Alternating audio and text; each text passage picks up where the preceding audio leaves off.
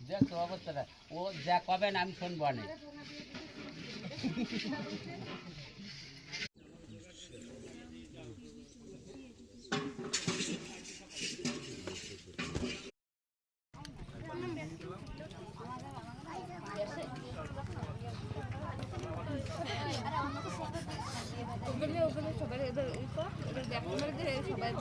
পিছের ক্যামেরা করবো কই বন্ধ করবো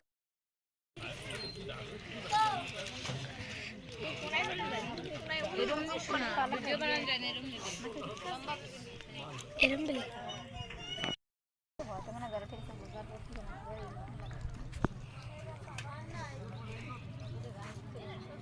আমি কি করি আমার নাতি নিয়ে